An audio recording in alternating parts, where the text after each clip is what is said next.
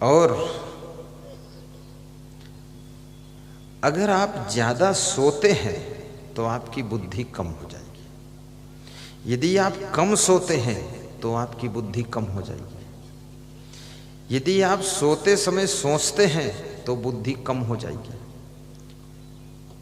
और यदि आप सोते समय आधा जागते हैं आधा सोते हैं तो बुद्धि कम हो जाएगी। अधिक समय तक सोओगे तो भी तुम्हारा दिमाग फिर सो ही जाएगा, और बहुत कम सोओगे तो दिमाग गर्म हो जाएगा। तो कितना सोना चाहिए इसका फैसला कौन करेगा? कम से कम, बहुत कम से कम 6 से 7 घंटे सोइए, 7 घंटे तक। ज्यादा से ज्यादा 8 घंटे। 8 से ऊपर सो रहे हैं तो गलती हो रही, और 6 घंटे से कम सो रहे हैं तो भी गलती हो रही। और कितनी स्त्रियों को नींद ही नहीं आती है, रात भर खुदर बुदर करती रहती है। और कितने पुरुषों को भी नींद नहीं आती है, रात में 10-5 बार उठेंगे। अगर चोर का डर है तो एक व्यक्ति की ड्यूटी कीजिए, बाकी लोग तो निश्चिंत सोएं, और सभी लोग टेंशन में पड़े। मैं जहां सोता हूं, जब लगता है मुझे कि यहां थोड़ा सुरक्षा की जरूरत, तो हम 2 संत की ड्यूटी लगा देते, टाइम टेबल सेट कर देते कि 10 से 1 बजे तक ये, 1 बजे से 4 बजे तक ये, 4 से लेकर 6 तक ये, बस बाकी लोग आनंद से सो। बैठो यहाँ कुर्सी डाल के डंडा लेकर, दो कुत्ता भैंस बिल्ली जो आए निपटो। मैनेजमेंट को सही सेटिंग कीजिए, बुद्धिमान बन जाओगे। और कई बार जो लोग अपनी बुद्धि का गलत प्रयोग करते हैं उनकी बुद्धि भी कम हो जाती है। बुद्धि का जब सही दिशा में प्रयोग करोगे तो बुद्धि आपकी बढ़ती चली जाएगी, और गलत दिशा में प्रयोग करोगे बुद्धि फिर घटेगी आपकी। बुद्धि घटे बहु भोजन खाए, बहुत भोजन खाने से भी बुद्धि घटती है, इसलिए बहुत ज्यादा भी मत खाइए। तो धनवान भी बनो और बुद्धिमान बनो। और सबसे सरल तरीका मैं बुद्धि बढ़ाने का बता दूं, ये तो सब बहुत झंझट बताया हूं, बहुत लंबा तिकड़म काम है, लेकिन एकदम टूक टूक बता दूं। सबसे सरल तरीका, एक दोहा याद कर लो, सरस्वती के भंडार की बड़ी अपूर्व बात, सरस्वती के भंडार की बड़ी अपूर्व बात, और ज्यों खर्चे त्यों त्यों बढ़े, और बिन खर्चे घट जात, बिन खर्चे घट जात। ये बुद्धि के भंडार की अद्भुत बात ये है कि इसको जितना ज्यादा खर्च करोगे बुद्धि उतना ज्यादा बढ़ेगी, और नहीं खर्च करोगे तो घट जाएगी। ये भी इसकी अद्भुत बात है। कुछ लोग कामचोर होते हैं, आलसी होते हैं, निकम्मे होते हैं, वो बुद्धि को प्रयोग ही नहीं करते, तो वे बुद्धूनाथ हो जाते हैं। कुछ लोग कम बुद्धि है लेकिन बहुत मेहनत करते हैं, बहुत काम करते हैं और जुटे ही रहते हैं, तो धीरे धीरे उनकी बुद्धि कुशाग्र हो जाती है। इसलिए बुद्धि से काम लीजिए। मेरे साथ एक संत है, सतकर नाम है उसका, 14 साल पुराना संत सतकर। बहुत ज्यादा बुद्धि तो नहीं है उसके पास, लेकिन उसने बुद्धि को प्रयोग इतना किया, इतनी मेहनत किया कि उसकी बुद्धि अब 20 वर्ष मुझे लग रही कि अब हो गया, कुछ चतुर हुआ। अब मुझे भी सलाह देता है तो चतुर हो ही गया। बुद्धि का प्रयोग बहुत करता है। ये पेटी जो सामने रखी ये भी वो बना देता है। कोई भी लकड़ी का काम हो, लोहे का काम हो, सब मैकेनिक का काम। एक और संत मेरे साथ है, इलेक्ट्रॉनिक इंजीनियर का मुकाबला, नए कंप्यूटर असेंबल्ड करता है और पढ़ा केवल 10वीं तक है, और इतनी बुद्धि लगाया, इतनी लगाया है, दूसरा संत बता रहा था वो लेटे लेटे भी कंप्यूटर में ही देखता रहता, भिड़ा रहता है। ये सारी मशीनों को वही चलाता है। यहाँ कोई मशीन आपको नहीं दिख रही है, कुछ नहीं।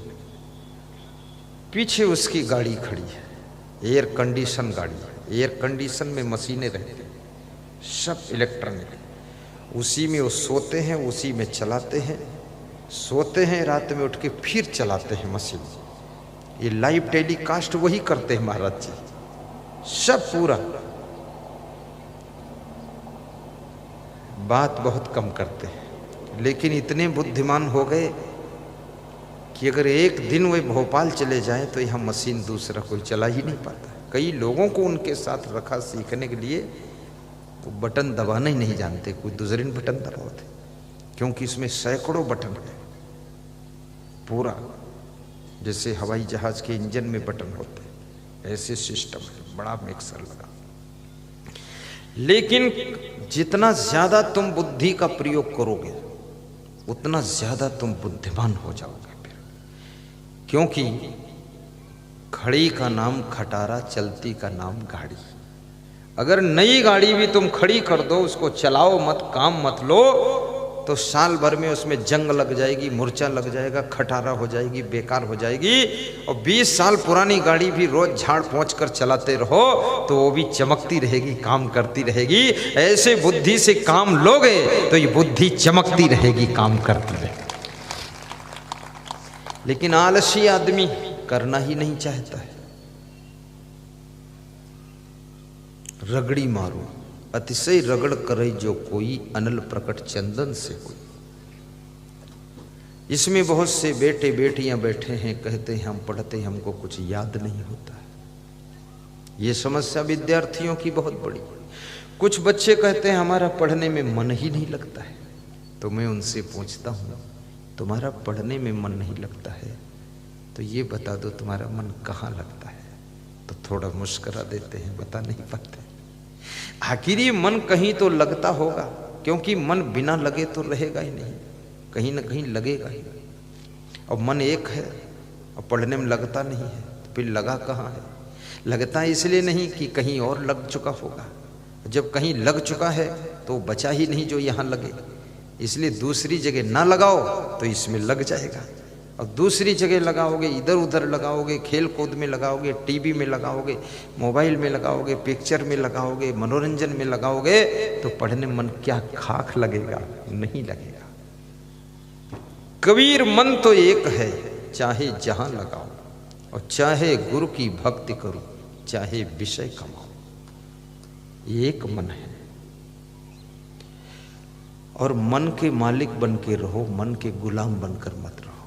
तुम्हारा ही मन है और तुम जहां चाहते वहां लगता नहीं, और जहां नहीं चाहते वहां लगता है। तो इसका मतलब तुम्हारा मन तुम्हारे ऊपर हावी है और तुम परम तत्व आत्मा हो। तुम तुम्हारे मन को कंट्रोल नहीं कर पा रहे हो। जैसे कोई मालिक अपने नौकर को कंट्रोल न कर पाए।